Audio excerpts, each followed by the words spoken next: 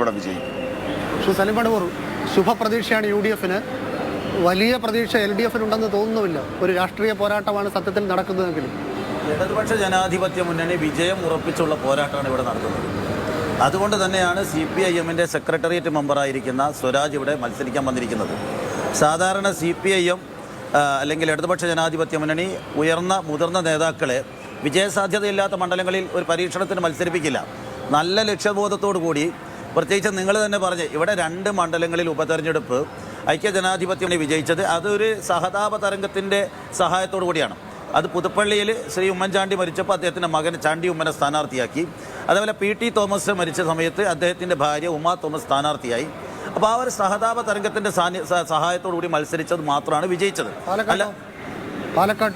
പാലക്കാട് മാത്രമേ ഒരു വേറിട്ടൊരു അനുഭവമുള്ളൂ. എന്നാൽ ഈ 2 മണ്ഡലങ്ങളിലും അതിൻ്റെ ഒരു സഹായം ഉണ്ടായിരുന്നു. അപ്പോൾ ഒരേ ഘട്ടത്തിൽ ഞാൻ എടുക്കുന്നില്ല. പക്ഷേ ഈ ഇടതുപക്ഷ ജനാധിപത്യ മുന്നണിയുടെ സീറ്റ് നേരത്തെ ചേലക്കരയിൽ എല്ലാ ശ്രമവും നടത്തി. അവിടെ നമ്മുടെ രമ്യ ഹരിദാസ് ഒരു സഹതാപം, നേരത്തെ പരാജയപ്പെട്ടു, ജീവിക്കാൻ വകയില്ല എന്നുള്ള രൂപത്തിലുള്ള പ്രചരണം വരെ നടത്തിയിട്ട് അവിടെ ജനങ്ങൾ പരാജയപ്പെടുത്തി. അവിടെ ഇടതുപക്ഷ ജനാധിപത്യ മുന്നണി വിജയിച്ചു. നിലമ്പൂരിലെ ജനങ്ങൾക്കറിയാം ഇവിടെ ഇടതുപക്ഷ ജനാധിപത്യ മുന്നണിക്കാണ് വോട്ട് ചെയ്തത്. 9 വർഷക്കാലമായി ഈ നിലമ്പൂരിലെ വികസനം ജനങ്ങൾ കാണുന്നുണ്ട്. നിലമ്പൂർ മാറിയിരിക്കുന്നു. കഴിഞ്ഞ 10-35-40 അതിന് മുമ്പ് 10-30 വർഷക്കാലം ഐക്യജനാധിപത്യ മുന്നണിയുടെ MLA ഉണ്ടായിരുന്നതിനേക്കാൾ വലിയ മാറ്റം നിലമ്പൂരിൽ വന്നിട്ടുണ്ട്. നിലമ്പൂരിലെ ജനങ്ങൾ അവരെ വഴിക്ക് വെച്ച് ഉപേക്ഷിച്ച ഒരു വ്യക്തി ശ്രീ അൻവർ, അദ്ദേഹത്തിൻ്റെ നിലപാടിനെതിരായ നിലപാടാണ്. ഇവിടെ നിലമ്പൂരിലെ ജനങ്ങൾ ഒരു മാറ്റത്തിന് വഴി ഇവിടെ വികസനം തുടരണം. 9 വർഷമായുള്ള വികസനം ഇനി അങ്ങോട്ടും തുടരണം. ഇനി 10 മാസക്കാലം ഒരു പ്രതിപക്ഷ MLA ഉണ്ടായതുകൊണ്ട് നിലമ്പൂരുകാർക്ക് ഒരു ഗുണവും കിട്ടാൻ പോകുന്നില്ല. എന്നാൽ ഒരു ഭരണപക്ഷത്തിൻ്റെ MLA ഈ 10 മാസം കിട്ടിയാൽ നിലമ്പൂരിനെ കാത്തിരിക്കുന്നത് വികസനത്തിൻ്റെ വിപ്ലവമാണ്. നിലമ്പൂരിലേക്ക് വികസനം കാര്യമായി കടന്നു വരും.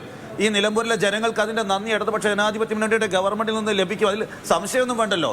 ഒരു പ്രതിപക്ഷത്തെ MLA ജയിപ്പിച്ചത് കൊണ്ട് ഈ നിലമ്പൂരിലെ ജനങ്ങൾ അതല്ലേ ചിന്തിക്കുക, വികസനം വേണ്ടേ?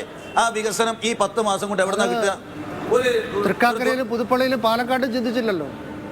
അല്ല, പാലക്കാട് പോട്ടെ, പുതുപ്പള്ളിയിലും അതേപോലെ പാലക്കാട് ഒരു ത്രികോണ മത്സരത്തിൽ പല സാഹചര്യവും വന്നു. പക്ഷേ പുതുപ്പള്ളിയും അതേപോലെ നേരത്തെ പറഞ്ഞ തൃക്കാക്കരയിലും എങ്ങനെ ഇവിടെ ത്രികോണമല്ല ചതുഷ്കോണമാണ്. അല്ല, ഇവിടെ ആ മണ്ഡലങ്ങളിലൊക്കെ അതിന് മുമ്പേ UDF-ന്റെ സ്ഥാനാർത്ഥികൾ ജയിച്ചതുമാണല്ലോ. അങ്ങനെ മാറ്റല്ലേ. ഇവിടെ അതല്ല. ഇവിടെ ചതുഷ്കോണം വന്നാലും നിലമ്പൂരിലെ ജനങ്ങൾക്ക് ഒരു മിനിമം രാഷ്ട്രീയം അവർക്ക് ചിന്തിക്കാനുള്ളത് ഈ 10 മാസം കൊണ്ട് അവർക്കെന്തെങ്കിലും കിട്ടുക, വികസനം വരുമോ?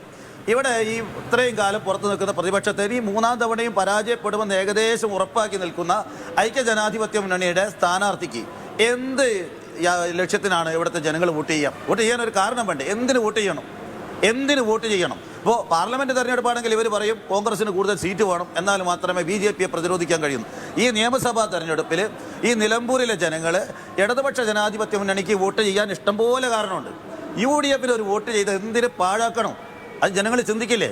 അത് ഈ തെരഞ്ഞെടുപ്പിൽ പ്രതിഫലിക്കും. നല്ല വോട്ട് വാങ്ങി ഇടതുപക്ഷ ജനാധിപത്യം, കാരണം നിലപാടുള്ള സ്ഥാനാർത്ഥിയാണ്. നേരത്തെ ഐക്യജനാധിപത്യ മുന്നണിയുടെ സ്ഥാനാർത്ഥിയുടെ പലതരത്തിലുള്ള വീഡിയോ ക്ലിപ്പുകൾ പുറത്തു വരുന്നുണ്ട്. അതൊക്കെ തന്നെ പിന്നീട് അദ്ദേഹം വിഴുങ്ങിയെന്ന് തോന്നുന്നു. ഏതായാലും പലതരം നിലപാടുകളാണ്, അത് ഉറപ്പാണ്. പക്ഷേ സ്വരാജ് എന്നും ഒരേ നിലപാടാണ്. അദ്ദേഹം പറഞ്ഞ കാര്യങ്ങളൊന്നും മാറ്റി പറഞ്ഞിട്ടില്ല. അദ്ദേഹം വളരെ കൃത്യമായ നിലപാടുള്ള രാഷ്ട്രീയക്കാരനാണ്. 10 വോട്ടിന് വേണ്ടി അഭിപ്രായങ്ങൾ മാറ്റി പറയുന്ന ഒരു രീതി അദ്ദേഹം കാണിച്ചിട്ടില്ല. അപ്പോൾ ഇതൊക്കെ ജനങ്ങളെ വിലയിരുത്തൂലേ? അത് ഈ തെരഞ്ഞെടുപ്പിൽ പ്രതിഫലിക്കും.